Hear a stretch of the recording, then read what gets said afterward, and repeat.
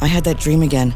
My small business needs to hire, but I don't use LinkedIn, and I hire wrong. So our orders get all backed up. We're drowning in paperwork, then actually drowning. Carol is fighting off sharks with a stapler, and pirates are pillaging the office copier, and then I wake up.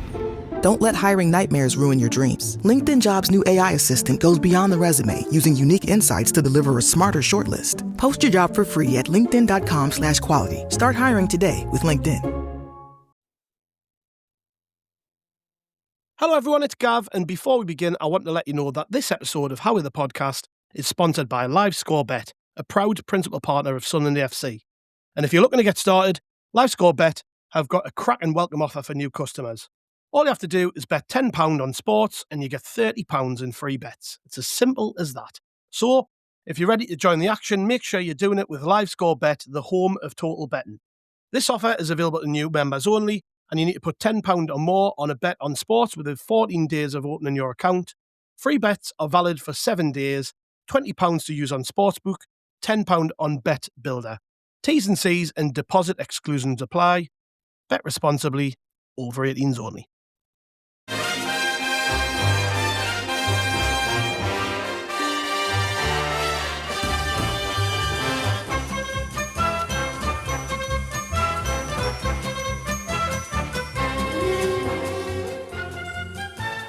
Hello everyone and welcome to How Are the Podcast, sponsored by Live Score Bet. It's Gav and you join us for today as well. It's not a Monday supplement or a Tuesday supplement, it's kind of a Friday supplement. We're just adjusting the days as the festive period progresses, and we're officially out of the festive period, I guess, as we sit here today to talk about Sunderland 0, Man City 0. And for the neutral, who might be on the off chance tuning into this podcast and I'd be thinking, well, what the hell are you doing?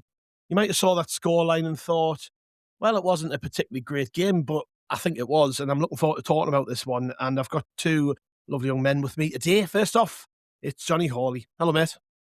Morning, Gav. Yep, nice to be here and ready to talk about a thriller-minute 0-0 draw, which is a fairly rare occasion, actually. Exactly. And also with us is our very special guest today. It's Jason Jones from the Sunderland Echo. Morning, mate. Morning, all. How are we doing? Yes, mate. Very, very good. You look a bit cold there. It is cold today, isn't it? It's bitter. It's bitterly cold. Yeah. I've just been out with the dogs there, and I was glad to get back in. And it was cold last night, and I think that kind of had some sort of bearing on the performance, as Sunderland just looked really up for it. And we're right at it from minute one. And the old saying goes, they don't like it up them. I don't think Man City liked it up them, Jason. I thought Sunderland were outstanding. As a 0-0 goes, a performance, I was so proud coming away from the stadium. And the buzz as we headed back over the Kiel crossing towards the town, it was like we'd won a game. Everybody was absolutely buzzing with how we'd played. I mean, if you're going to pick up a point and you know, at home, a point's not always a great result, but it was on this occasion, and Sunderland were just brilliant, weren't they? Yeah, they were. You're absolutely right. And I think the word you used there, pride, it's very fitting, because the thing with that performance for me, the application shown across the pitch was just faultless. You could not fault a single player, the way that they put themselves about, the commitment to the task, but then also the fact that Sunderland carried a threat. This wasn't some sort of, let's park the bus, sit in, be compact and hope to God that we can hang on. And I know there were periods where Sunderland had to, resort to the more defensive game that they're so comfortable with. But there were also large periods of that game where, like you say, they had City rattled. They were creating opportunities. They were getting into their tackles. They were pinning them back. There was one point at which, partway through the second half, I think City had only been in the Sunderland final third for about 15% of the contest or something like that. So when you look at it like that, this was a performance that, like you say, lots to be proud of. Sunderland showing that they can actually go toe to toe with just about anybody in the division and give them a game. And while it was only a point, like you say, I also think it's a point that Sunderland should be over the moon with. Yeah, it was fantastic, Jonny, wasn't it? Like I say, I'm buzzing this morning getting to talk about this. Just to go up against we said this when we played Arsenal. We called them the best team in Europe at that point, and they were at that point. I think Man City at this point are the best team in Europe at the minute. Even though they're not topping the table or anything, the form they came into this game in. If you look at the results after they beat us at the Etihad, they went to the Bernabeu and won 2-1. You know what I mean? Like, but they came to Sunderland and they just didn't have an answer for us. I think I might have seen one save out of Roofs in there. There was once where the ball scrambled in the box and stuff, and we'll get onto all that. But the point being is that it was a proud performance. It was the sort of performance where you come away and you're like, that's my team. And you open the socials and it's all neutrals praising Sunderland for the application. We seem to have mastered the art of the 0-0, like, or just the battle in performance. We've almost opened the eyes of neutrals to what good defensive football looks like, and it can be entertaining. And that was how I felt when I came away. Yeah, no, entertaining's the word, because it's so common to hear of a 0-0 where one team has played defensively fantastically, and you have images in your head of just a low block for 90 minutes, and there's no chances for anybody because there's no more than about 3 inches of space in the box at any given time. But that wasn't the case last night, was it? It was, like you say, battling, rugged, and you said they don't like it up them. I must have shouted that about 6 or 7 times when I was sat where I was in the ground, so apologies to anyone who sits near us. But I think the body language for me was the most telling thing in the game. Obviously the tactics were fascinating as well. I'm sure we'll get onto it, but Sunderland, like you say, looked right up from the very beginning. And the way the lads were chucking the bodies on the line defensively. I mean, Mukiele in the second half when he had, that block where I can't remember who had the strike, but it pings off his face at some speed, and that epitomised the approach from us. But then on the flip side, I think even from points in the first half, you could see Haaland was starting to lose his rag a bit. He did not like that physical battle that he was in with both Mukiele and Alderete, who I thought, it's beating a dead horse almost, but they were both brilliant, weren't they? They were aggressive, they were positive as well, and you can be positive defensively as well as going forward. They weren't just trying to get near him, they were trying to get in front of him, put him off. Alderete wrestled him to the ground at one point in the second half, which I was surprised he didn't get booked for, but that was, again, like Donnarumma losing his head, Pep having to call for a team talk halfway through the first half by getting somebody to go down injured. Like, those are the signs of a Manchester City that doesn't like what they're coming up against. And full credit to us for putting them in those kind of uncomfortable situations and forcing the issue. Because, yeah, we were just, for a game where we were defending a lot, we had the running of it, which I think, again, tells you everything you need to know. Yeah, it was great to watch. And it kind of started, Jason, from the announcement of the team when the team news came out. Were you surprised at all with the team, given how stretched we are? I know we haven't got loads of options, but you only made one change. It was Mayenda coming in on the right for Chris Rigg, and that's something I've been calling for weeks. I was buzzing when I saw that because I've just wanted to see Mayenda get his chance, and we can get on to how he did and stuff in a bit. But the team selection itself from Regis Lebris, was any surprises there from you? I mean, personnel-wise, not so much, because like you say, I think there's been calls for Mayenda for a while, haven't there? And I think the directness that he gives you and the ability to get the ball and sort of drag the team 30, 40 yards off the pitch on occasion, I think when you play in City and you are expecting to have less of the ball and you probably are expecting to sit that little bit deeper, it made a lot of sense to bring in a very natural runner for that reason. What I was more sort of surprised by was the sort of fluidity of the share. I wasn't necessarily anticipating Sunderland to essentially go 4-4-2 for large parts of that contest. I wasn't expecting to see Trey Hume pop up on the right of midfield for most of the game. I think that benefited Luciel Geertruida, because I think even though I've been very impressed with him in the centre of midfield, I do think he looked more comfortable in a position which, by his own admission, would probably be close to what he would prefer to be playing for Sunderland, But there were times, weren't there, where, Sunderland looked as if they were playing a 5 at the back, and it would shift to that sort of 4-3-3 that we've become so accustomed to. Sometimes Mayenda would sort of come inside and then it would look more like a 4-4-2. So in terms of, Lebris setting them up in a way which was perhaps a little bit more, hesitate to say forward thinking, but, with more attacking intent than I think a lot of people might have expected. Yeah, I was caught a little bit off guard by that, but has to be said, full praise to him, because it worked, didn't it? Yeah. Oh, tactically, it was just a fascinating battle.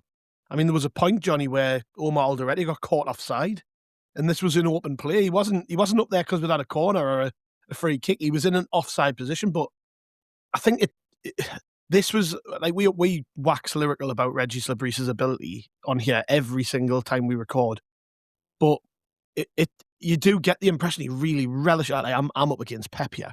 I want to prove that I'm the better chess player than he is. You know, that was the kind of way I got like as Jason says. We had players stepping into positions on the pitch where I was like, you've got no right to be there. But it wasn't because they were just they lost their heads and they were sort of herring all over the pitch for no reason. There was a real purpose behind it. Like Hume did step up in the midfield and Geertruida was dropping back into defence. And at times Mayenda was up alongside Broby, but then you had Lafay on the right. And then, like I say, you had Alderete marauding forward, Mukiele marauding forward. I mean, you know, all these things happened in the game. And I genuinely think we caught Pep and City off guard with that. They didn't see us being this fluid. I think they were expecting to just come up against two banks of five and just sitting in and defending, and that was not the case at all. Yeah, well, just like I was saying about the battle Haaland was in, like Lanoni was in a game, Pep Lanoni was in a game as well, because that was a proper working over by Labrisse. I mean, I know we didn't come away with the 3 points, but like you say, I thought tactically he got it absolutely spot on. I was a little bit worried almost before the game because, look, I was with you. I wanted my end to get a chance on the right wing because I think, well, I'm saying right wing. Who even knows what position anyone plays these days in this team? Like, you know, I think Trey Hume played about 7 or 8 positions on his own just in that game. But I think he's got a long-term future there. But there was part of us thinking, Chris Rigg on the wing against Leeds, but Mayenda against City. Does that make a lot of sense? But I think Jason said it before. It does when you consider the fact that because we're going to be a lot deeper a lot of the time, somebody like Mayenda comes into his own because he is so direct and he is so good with the ball at his feet. And I think some of the lads were saying it in our group chat last night, like Mayenda's ability on the ball has come on leaps and bounds, hasn't it? Even just since last season, like some of the touches and turns in tight areas I thought were really, really promising. So yeah, full credit's got to go to Labrisse because that was a brave team selection, I think. And I know we don't have, you know, loads of options, but it would have been a lot easier for him to just go, right, Rigg can play on the right again because we know he can tuck in, we know he can drop back. He's clearly, like, tactically very astute, similar to Trey Hume, which is why Labrisse trusts him to play in these different positions. But no, he obviously, you know, he got it basically spot on. And like you say, Alderete getting caught offside like that, again, that kind of sums it all up. But there were, and credit's got to go to the players as well for that, doesn't it? Because, you know, Labrisse could come up with all the plans that he wants in the world, and he clearly does because the guy's like basically a footballing savant. It's ridiculous. But the players are the ones who've got to go over the white line and carry the instructions out. And obviously, Granit Xhaka does a lot of dictating, but there was one particular point in the second half, I can't remember how far in, but I noticed that Xhaka was doing his usual dictating act and pointing here and pointing there. And then Lafay actually turned to Xhaka and pointed at him and told him to get back in position and he was going to go and mark his man. And I thought that was quite a nice little sign of the development of the team that Xhaka's actually being given instructions now as well. Like there's a bit more give and take starting to develop there, which is obviously going to be really important because Xhaka, look, I hope he's at this level for as long as possible. Eventually he will drop off because he is and he's getting towards his mid-30s and he's not going to be able to play every minute of every game. So the rest of the lads are going to have to step up and take more collective responsibility at some point. But that performance last night should give everyone a lot of comfort knowing that when that time does eventually come, the building blocks are firmly in place. And this is probably the most tactically flexible squad that we've ever seen at Sunderland. And I don't think it's particularly close. No. Just because his name's been raised a few times there, Mayenda, him being the only change and coming into the team, Jason, was obviously a little bit of a shock. Buzzing to see him there. But I think this felt like a massive opportunity for him because he has been held back to a degree. He started the first few games, didn't he? And then he missed that chance at Burnley. And it does feel like he's been reined in a bit and been told you need to you need to put the work in and train every day. Don't get carried away. You know, when you do get the chance, you're going to have to be ready to take it. It feels like that's been the case with Eliezer Mayenda, but he could have quite easily got lost in this game as well, like we've seen in the past with players, you know, they wait a chance to get in, they get in, and then they don't really have an impact. But this felt like a game set up perfectly for him because one thing City do have, and I would say, you look at them, they've got such an amazing team, but you look at that back line, and I wouldn't say it's a particularly good defence. I'm looking at it now. O'Reilly, Nathan Ake, Ruben Diaz, and Nunez. That's not like a top level back four, and they're there to be getting at. And you've like genuinely, I think that's one thing we did it to death at the time, but we're not going into it again. But the game at the Etihad, there were reasons why we were less intense in that game. But actually, this was an opportunity for us to maybe try and get at them. And my end, I felt like the perfect man to me to, if they're going to leave gaps, get at them and run in behind and drive and push them back. And I thought him alongside Broby were just outstanding forward play at times. Yeah, absolutely. And like you say, City can be got at, and we've seen it repeatedly this season. I mean, they're not the sort of defensively, imperious unit that an Arsenal are. I know we scored twice against Arsenal, but for the most part, Arsenal are, phenomenal at the back, aren't they? Whereas City, their strengths lie in the final third, if we're being completely honest. At the same time, this is still an immensely daunting game for a player who hasn't started since August to come into and to slot in the way that Mayenda did and to show the promise and the sort of, endeavour that he did going forward. I thought he was brilliant. I really did. I thought, obviously, he came on against Leeds, didn't he, in a sort of similar role. And I thought then he looked really, really good. Like you say, his ability on the ball does seem to have improved quite a bit. And that's not to say that he didn't have it before, because, when you think about the goal at Bristol City last season, where, he's always been a good runner with the ball. We've always known that. But there does seem to be maybe a larger sense of like measuredness. I don't know if that's a word, but you know what I'm getting at, don't you? Where, he does just seem a little bit more composed, doesn't he? But yeah, last night, I think we saw it a few times, didn't we? He's not afraid to go his man. He's not afraid to knock it and run. And I think sometimes if you can get a defender turned on their heels and running back towards their own goal, it's, it creates chaos, doesn't it? And it's a word that we've heard a lot this season across the Premier League, but chaos. And I think Mayenda, he's a player who, compared to someone like a Chris Rigg, who I think has done very well, to his credit, but Mayenda's he's got that chaotic element to him, doesn't he? So yeah, I think that you're right. This felt like, to me, like a real sort of benchmark performance for Mayenda, where he said, you know what, I still have something to offer here. And I think what's really interesting as well is that, it's a two-pronged thing, isn't it? And we've heard Lebris talk a lot about connections and, this idea that just because a player isn't playing right now, they're still involved in his plans. And I think Mayenda last night really epitomised that. And the other thing as well is that, we know Lebris is meritocratic, and if a player comes in and proves that they are going to offer something, he will continue to show faith in them. So you would hope that on the basis of what we saw last night and what we saw sort of briefly against Leeds towards the back end of that game, that Mayenda will get more minutes moving forward. And, it could be the weekend against Spurs. We'll just have to see, won't we? Can I just say on Mayenda as well, the other thing, you mentioned him knocking it and running, which was brilliant. He also does it both ways. There were times where he was taking his man on the outside, and there were times where he was comfortable trying to come inside as well, which I think is a really, really big thing, because how many times did we say when Jack Clarke first came to Sunderland, he's so predictable. That League One half season, all he wanted to do was go inside, until the Sheffield Wednesday playoff game, where he finally went outside and squared the ball for us to actually score. Whereas Mayenda's shown already that he's able to do both, which I think is a massive, string to his bow. Yeah. What do you make of Dennis Cirkin's performance, Johnny? He coming for a bit of stick after Leeds. I would say unfairly, I thought he played pretty well, but some people seem to think he didn't play particularly well. What do you think of him against City? I thought he took all the best parts of his performance against Leeds and amplified them. I thought that first half against Leeds, in particular, going forward, he was establishing a really nice little partnership with Simon Adingra. And it was reminiscent of some of the stuff Ronaldo does as well, like those little give and goes, little passes round the corner. He wasn't, obviously against Man City, he's not like overlapping and bombing on too much, but he did get forward and support, and he was happy to drive with the ball at his feet as well at times, but he was using the ball a little bit more smartly, I think. He was releasing the simple pass a little bit earlier, which is obviously important against Man City, because if you try and hold the ball too much, their players are good enough and fit enough that they'll come and they'll win it back off you.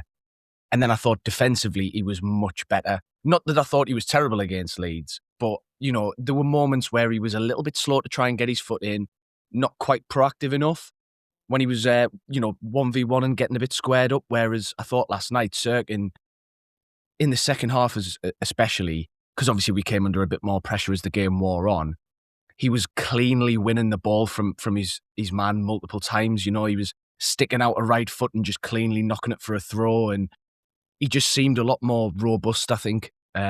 His all-round play was brilliant, and I think that was a sign of what Dennis Cirkin could be for us going forward if the contract situation gets resolved, which obviously is the elephant in the room. But based on that performance, I'd be very, very happy if we're seeing Dennis Cirkin in the Sunderland squad come 26, 27 and onwards, because that was a Premier League performance from a lad who, let's not forget, that's his second appearance of the season, his second appearance in the Premier League ever, and he was coming up against Pep Guardiola's Manchester City. Like, that's not quite a baptism of fire, because, you know, it wasn't his baptism, but the difficult second album delivered with aplomb from Cirkin there. The rest of the defence, Jason, I thought was brilliant. I know Nordi Mukiele got man the match off Sky, and he was outstanding. And again, up against the best number 9 in the world.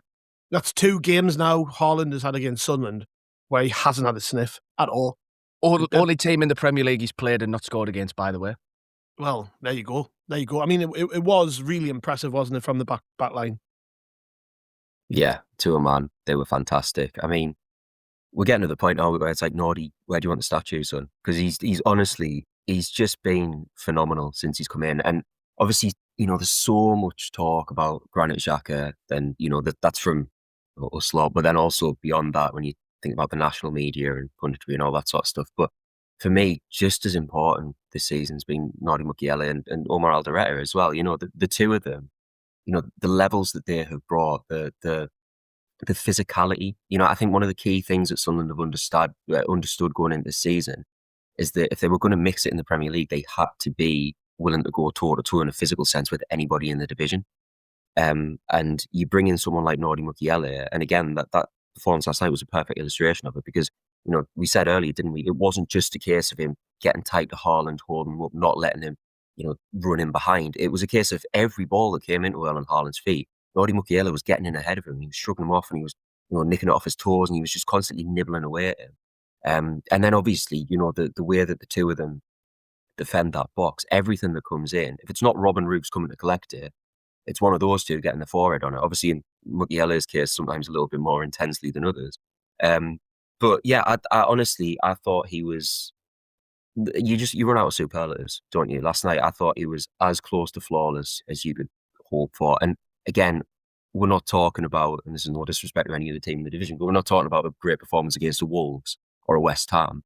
We're talking about a really impressive, eye-catching performance against arguably the best goal scorer of his generation, you know, and one of the most potent attacking sides in world football. And at no point, I know there was the one chance, wasn't there, where it gets cut back. Roofs made a good save with his feet from Haaland. And it is a poor finish, to be fair. I think Erling Haaland would expect himself to find a corner rather than just putting it straight down his throat. But that aside, I thought Mukiele and Alderete were absolutely magnificent, both of them. Mukiele was that good that even when he fell over, he still won the ball. You know, that one where he like stumbled and he just sort of fell and it comes off his hips. Like, it was that kind of night. He was brilliant, wasn't he? Yeah. Right, we'll quickly shoot for a break and then we'll come back and we'll probably just, you know, fawn more over all of these players. It should be fun. See you in a minute. Tonight's meal, tilapia surprise with boiled cabbage. Begin cooking steps 1 through 50 now. Are you kidding me? Making dinner shouldn't feel like doing a 1,000-piece puzzle. With Blue Apron's new one-pan assemble and bake meals, the hard part's already done. Pre-chopped ingredients, zero stress. Just assemble, bake, and enjoy. No complicated steps, no mountain of dishes. Try Assemble and Bake today. Get 20% off your first 2 orders with code APRON20. Terms and conditions apply. Visit blueapron.com/terms for more. Welcome back to How Are the Podcast, sponsored by Live Score Bet. Just before the break there, we were waxing lyrical. I'm going to use that loads today. Waxing lyrical about Sunderland's defence, and somebody who got a brief mention then I think we need to focus in on, Jonny, Robin Roofs. He's so good. He's so good. I'm watching a world-class standard goalkeeper, I think. I genuinely think he's that good. The way he can play the ball, I bet Pep was purring watching him, because there's times where we're under pressure and he just zips it into someone's feet like it's nout. You know, there was one or two occasions where they had like Haaland and Cirkin and Foden all bearing down on him. and he just finds the space to pass into Xhaka's feet like it's the most easy thing in the world to do. And we're not actually talking about how many saves he made because he didn't have much to do. And it was a bit like that against the Mags, wasn't it? He didn't really have like a lot to do in terms of physical goalkeeping, saving things and what have you. It's just them basics that he does very well, but it's also on the ball. I can't get over how good this lad is. And I'm worried that Pep Guardiola, wherever he lands after this, because it looks like he's going to leave City, that he'd be looking at someone like Robin Roofs and thinking, I'd have him where I'm going. You know, but that's how good he is, I think. Yeah, absolutely. He made Gianluigi Donnarumma look second rate in that department, which he's a 22-year-old lad who's in his second season of senior men's football, coming over to a new country in the Premier League in a promoted club. Like, how do you even adequately describe how good he is? The composure levels are off the charts, man. It's ridiculous. There are people who sit around me in the ground who have got that like ingrained Sunderland fan in them, right? So every time we're playing with the ball at the back, they're like, "Oh no, get rid of it, man! No, don't mess about with it there." And I'm just sat there thinking, it's Robin Roofs, man. Of course he's not going to lose the ball. Like you said, there were times where there was 2 and 3 world-class attackers bearing down on him. And he's just, taking his time, taking another touch, little look around, slides a ball to Mukele or to Alderete, floats one down the line, as if he's just having a little kickabout in the park. It's staggering how good he is at his age. Honestly, it's mind-blowing. And he was authoritative, I thought, in his box as well, marshalling the defence for the set pieces. There was the odd moment, I think, from deliveries into the box where, as a unit, we were slightly on our heels. Obviously the disallowed goal early on, I think Roofs was furious. Admittedly, the goal didn't count, but as soon as it went in, Roofs turned and he was berating the defence. But again, that just shows his level of authority and the respect that he's got from the rest of the team. The passing was brilliant. He was good with his hands as well as his feet in terms of getting the ball out. He's always very, again, I keep using the word proactive, but he's never just getting the ball and then looking up and thinking, okay, God, right, now what am I going to do?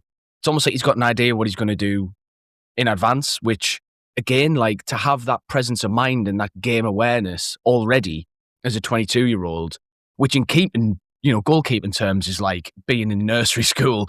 That's going to stand him in brilliant stead for the rest of his career. And I just hope, like you say, that, Pep Guardiola and Mikel Arteta and whoever else across Europe aren't watching him too closely just yet, because I'd like to get another couple of seasons out of him before, I think, if we're all honest, one day he's going to cost another big club a hell of a lot of money because his future is right at the very top. Yeah, it's going to be tough, Jason, isn't it, to keep him a secret, I think. He's just, every big club in Europe must be watching him. But it's nice to have a keeper that good, isn't it?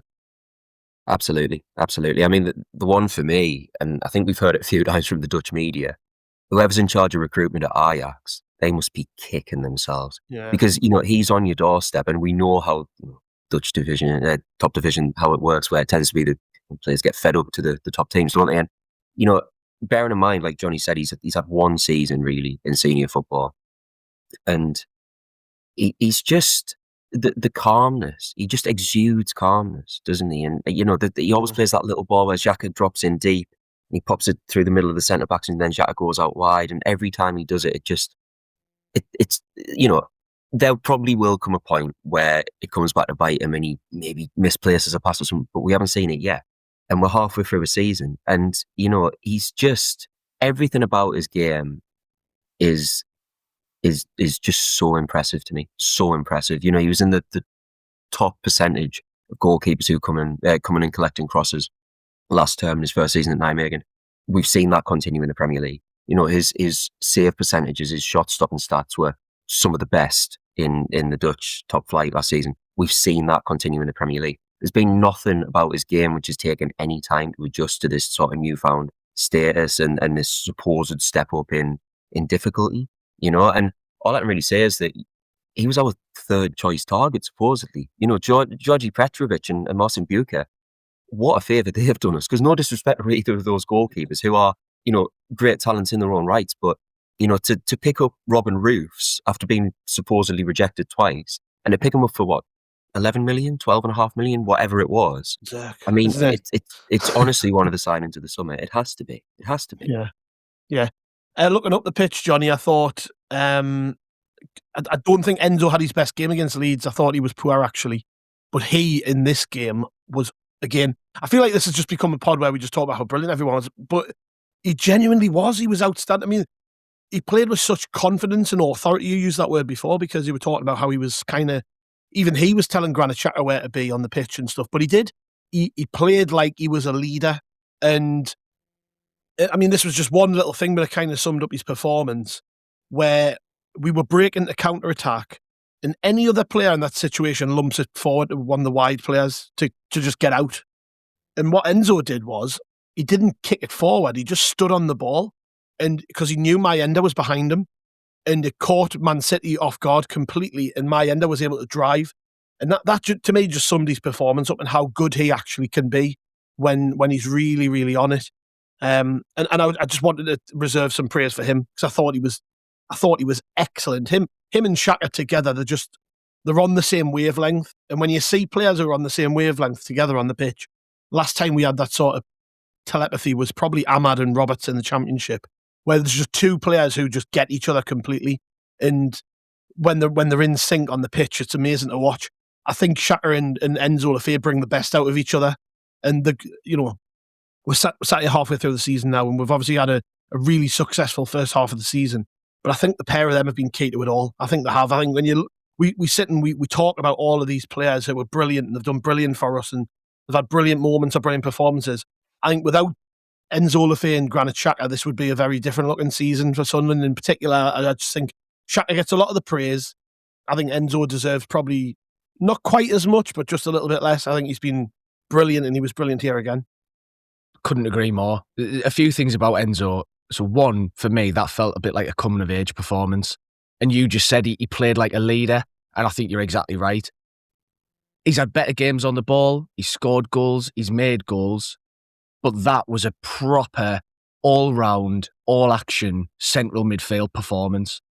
And that proved beyond any doubt, if there was any lingering doubts from anyone still remaining, that he is more than good enough and physically capable of playing in the middle of the park at this level and mixing it with the very best. Because, like you say, positionally brilliant. His engine, the way he got about the pitch, I mean, we all wax lyrical about Siddiqui and Xhaka in that regard, but Enzo covered every blade of grass yesterday. Composure, like you say, ability to see things at speed on the break, just brilliant. Number two, there was a point in the game I just turned to my dad and just went, he played for us in the Championship. Like, again, going back to the recruitment, how on earth we made that happen is still beyond me, because you watch him now and you're like, he's in the, I wouldn't want to put a number on it, but he's in the top however many midfield players in the Premier League, never mind the division below. So yeah, again, like just a phenomenal talent. And then third, you go back to all those fan bases last season after games that would go, Enzo Lafay this, Enzo Lafay that. Well, he wouldn't get in our team. Jason Knight's better than him. I bet they were watching that last night thinking, I might have got that one slightly wrong. Yeah. And I said moving forward, Jason, I actually thought Brian Broby was brilliant. I thought he played that role of the lone striker brilliantly, and he pinned them in and he pushed us up the pitch. And there was a couple of moments where he even got in behind. I mean, there was that chance in the first half where I can't remember who played him in behind, but Diaz couldn't get near him. He was just like all over him, could not get near him. And at the time you're thinking, it's a great chance and he should probably do better. But when I watched the angle from behind the chance, the ball's actually just starting to go wide and he kind of has to like pull himself around the ball to get a shot away. It's not one of them. If it was right in front of him, I think he puts it in probably the bottom corner. It was one of them where he has to basically just swing a boot at it and try and shoot, But he's got this innate ability to just create things out of nothing. Like, that wasn't really a chance, to be honest. It was a hopeful ball into space. And we're starting to see now that he's fit and firing, there isn't anybody physically who can cope with him. And this was the perfect game for Brian Broby, I just thought, when you need someone to help take the pressure off, you need the ball to stick, he was the man. And I was just a little bit gutted. I think he limped off, actually. I don't think he was taken off for tactical reasons. I think he maybe took a knock and probably had to come off. But again, just thought he was excellent. He offers so much, doesn't he? It's ridiculous. Like his physicality, his sort of raw strength, 1v1, you'd back him against anybody, wouldn't you? You know, and obviously last night, that chance that you're talking about where he sort of bodies Diaz and then runs through on goal, like perfect illustration of what he's capable of. I agree with you. I think at first, you sort of watch it at first glance, it looks like something, you know, you probably should be burying that, but then upon reflection, it's not the easiest. It's not the easiest. At the same time, I still think Brian Brobby's a player of such quality that he'd probably be thinking, you know, I could have done a bit better with that, you know. But the key for me is that he's getting in these positions, isn't he? He keeps on creating, first of all, openings for himself, but then the hold-up player, he brings so much to Sunderland's attack. He brings all the players around him into the game as well. I mean, obviously, the best example we have of that was when, you know, the assist for Talby down at Chelsea. I've never seen anything like that. He felt like he was on the ball for about 6 years before he actually plays Talby in. But it's not a fluke, because it's becoming increasingly apparent that is just what Brian Brobby is about. You're right, when the ball comes into him, it's not just a case of him sort of, you know, holding up and doing whatever he can with it. He takes it down. He's always got a little touch, a little shimmy, a little feint, and then he finds a pass, you know. I think that, well, at least my hope is that there are still levels for him to reach, because I still think that, you know, we're talking about a 23-year-old who is adjusting to English football, who didn't really have what we might consider a full pre-season behind him as well. So, you know, we've just gotten past Christmas. We're already seeing these levels from him, and you suspect that he's probably still got levels to reach. We still haven't seen him play 90 minutes in the Sunderland shirt, you know. So I think that in terms of what he can bring to this team going forward, in both senses, there's so much to be excited about when it comes to Brian Brobby. Yeah, the performance we talked about, Jonny, was obviously brilliant, but I genuinely think that, and again, probably just repeat myself here, but the Stadium of Light has become a horrible place to come and play football, and it. I cringe when I think about this, but it kind of remember that guy from Wickham who was like, "This is our house, you play by our rules," and all that. That comes into my head, because nothing more summed it up than that moment where Luke O'Nien just holds onto the ball on the sideline to waste time, just to piss Man City off. He's not bothered about taking the card. He's like, whatever. This is our stadium. You know, you're going to do what we say. And Donnarumma at the end of the game completely lost his head over it. But I think it just kind of showed, didn't it, that we did have this attitude of, all right, well, how then? What you got? You're in the Stadium of Light now. We're not at the Etihad. This is a different kettle of fish to that game the other week, lads. Let's see what you've got. And I think that was what carried us over the line. I just think, genuinely, I think we wanted it that little bit more than City did. And if anything, come the end of the game, I was actually thinking, you know, we could have won. We could have won this game. Like, it wouldn't have been a stretch. My mate said this afterwards, and it was bang on. He said if he'd come away and we'd won 1-0, nobody could have said we didn't deserve it. Absolutely. And I think that was it. Yeah, absolutely. And there was a moment, again, I keep saying, there was a moment in whatever half. It was near the end of the second half, and I think a couple of Sunderland players had ended up pressing really high, right? And they were just sprinting after the ball. And I think in the end, it's Trey Hume comes and wins it, maybe puts it out for a throw just in front of where I was sitting in the east stand towards the half that we were attacking in the second half. And basically it felt like the whole ground just got up and started, you know, giving it the howays and clapping and cheering. The cliche, like, celebrate the tackle like it's a goal. It genuinely was in that moment. And again, like you said, that summed it up. It's like this, you're in our patch now, lads. Like, we're going to give you a horrible time. If you're going to come away from here with anything, you're going to have to work bloody hard for it. And that's the way it should be. And just special mention to the City fans chanting after 10 minutes, "Where's your famous atmosphere?" I think I probably heard them about 2 or 3 more times for the entire rest of the game. Yeah. You know, I think that, like, the days of the Stadium of Light being a soft touch where Sunderland fans are quiet and you can get on top of them early and get people complaining and whinging, those days are long gone. You know, now we are properly behind the team. There's a unity between the fans and players that hasn't existed, to be honest, for me in my lifetime.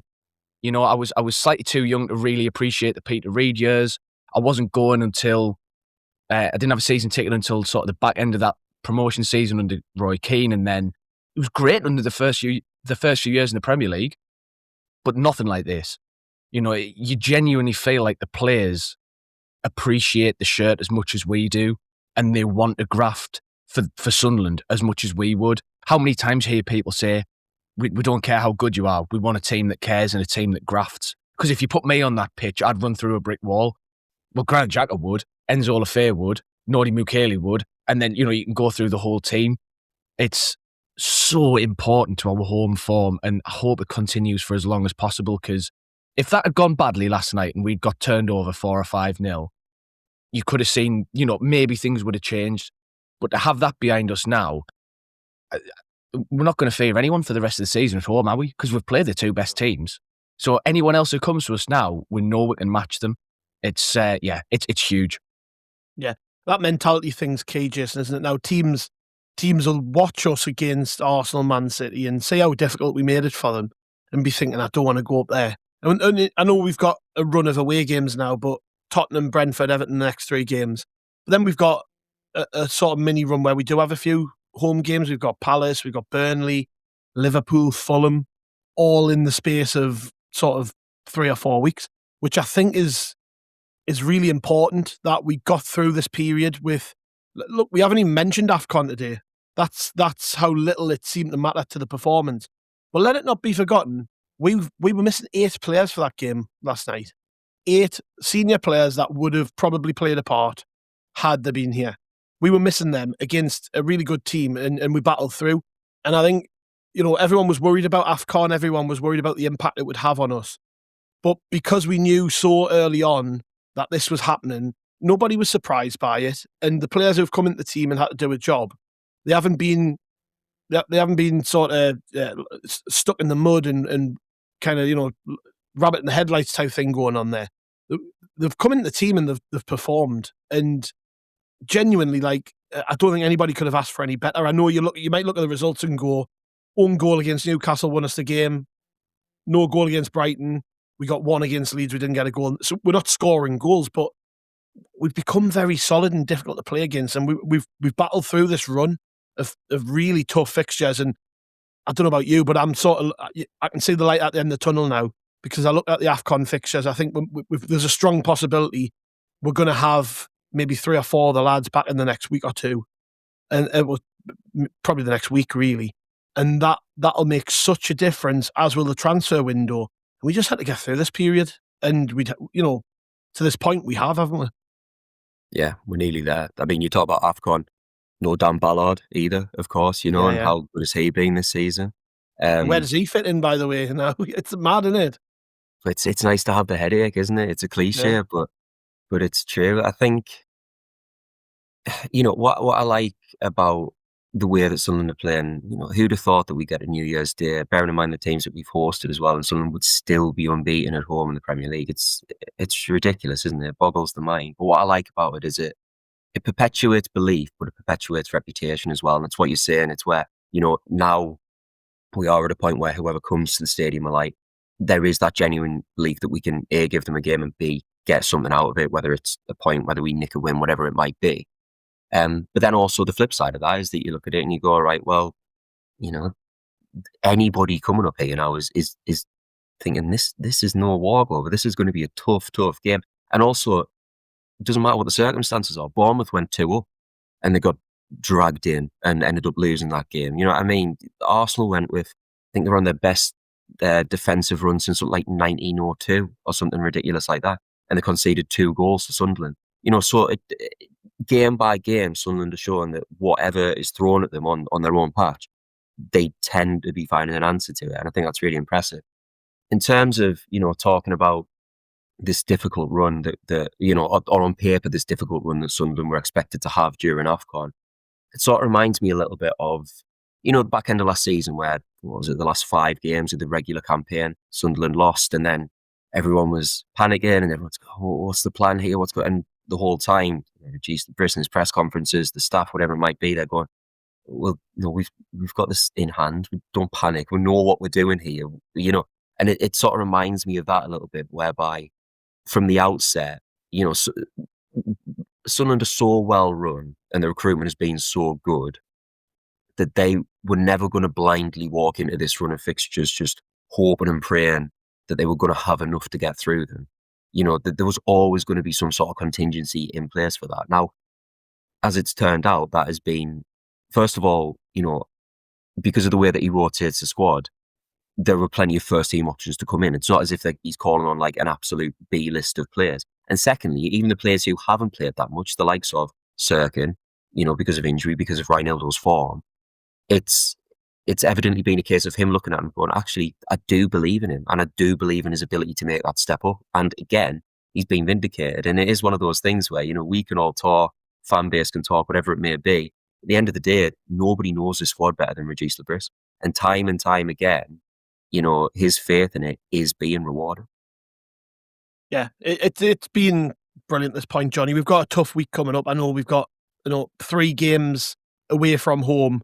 And look, the squad is stretched. I mentioned before that, with a bit of luck, we might have some players back. I think if you look at the AFCON fixtures, we could be seeing Reinildo, Traore, possibly even Masuaku and Siddiqui back in the next week if the favourites win those games, which would be a boost. But I actually think you've got to kind of get them out your mind and just focus on the group we've got, which is, I think, to be honest, that's probably what Regis Lebris and the players are doing. They're probably just focusing on what we've got rather than think, oh, well, we might have this player back, we might have this player back. We go to Tottenham with the same squad.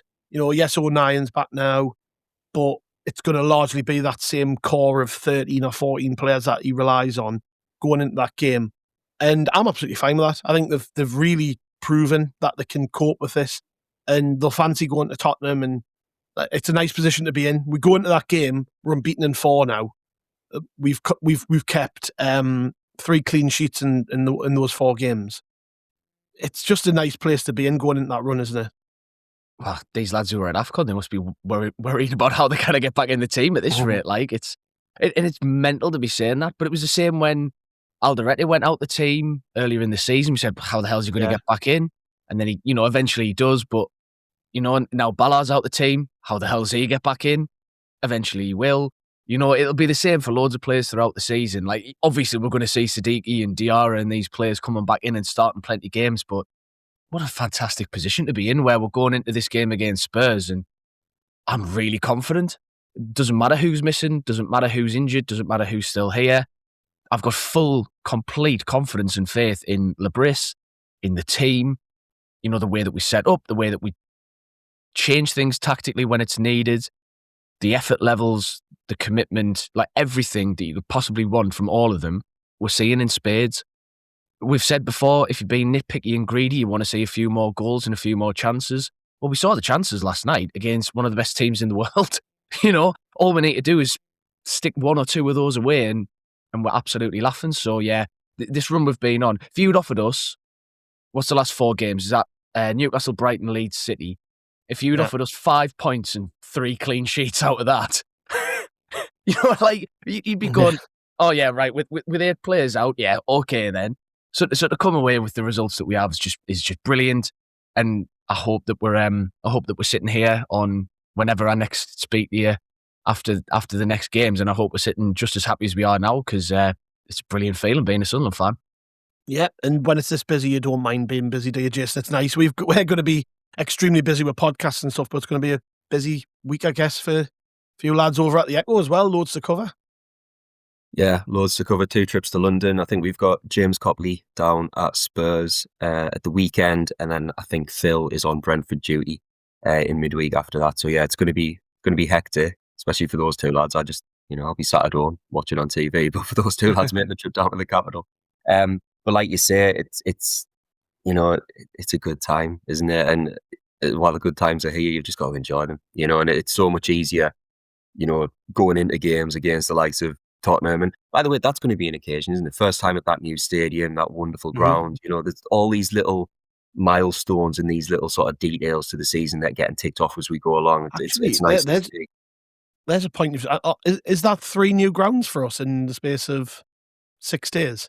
I don't think we've played at Tottenham before. We haven't played at Brentford's ground, I don't think, and the new Everton ground. So there's 3 new grounds to tick off for people.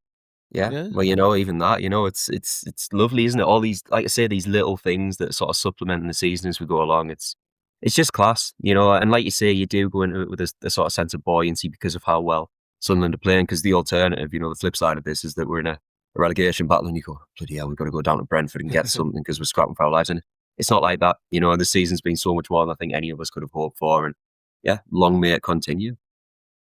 Yeah. Well, thank you very much, mate. Really appreciate you coming on. And people want to catch your stuff and of course, James and Phil's stuff on the Echo's website and socials. They can do so by heading to the website. So hopefully, you, like us, we're covering off 3 more brilliant Sunderland performances. I can't wait for this week. And yeah, thank you very much, mate. It's been great. Cheers for having me. Anytime, lad. Yeah, and thank you very much, Jonny. Like you just kind of alluded to, we'll be back at some point, me and you, in the next couple of days with another pod, won't we? So lots to cover off this week. I can't wait. Like I say, it's going to be such a busy week, but lots of football. When Sunderland are doing well, you kind of wish they were playing every day, don't you? So I'm looking forward to this week, and we're going to be here with pods and articles over on Rote Report's website and stuff. It's going to be busy, isn't it? Aye, but it's always a pleasure when it's going like this, mate. Yeah. And thank you to the listeners. Thanks for joining us. Like I said, we'll be back with another pod tomorrow. With the build-up, the Tottenham pretty much starts now, I guess. So lots going on. And then, of course, Brentford after that, and then Everton in the Cup. So loads of podcasts, loads of articles. Make sure you're following us, subscribing us, and all the rest of it. And we'll see you in the build-up to Tottenham.